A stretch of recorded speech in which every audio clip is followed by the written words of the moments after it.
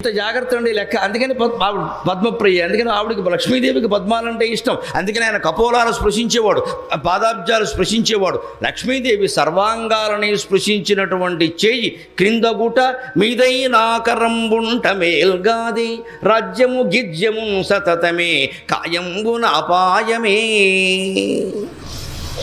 లక్ష్మీదేవి సర్వాంగాలని స్పృశించిన చేయి అంటే అర్థం అండి, భౌతికంగా ఏదో మనం బొగ్గలు ముట్టుకున్నాడు, పాదాలు ముట్టుకున్నాడు, ముక్కు ముట్టుకున్నాడు, మూతి ముట్టుకున్నాడు అని చెప్పకూడదమ్మా. పద్యాల్లో అలాగే ఉంటుంది, ఆకర్షణ కోసం అంతే. దాని అసలు ఉద్దేశం సంపదని సర్వాంగీణంగా అనుభవించిన వాడు.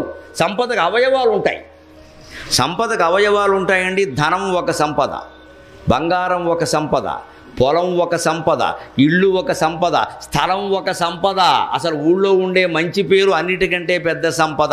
ఇవి సంపదకు అవయవ. ఒకడికి బాగా డబ్బు ఉంటుంది, పొలం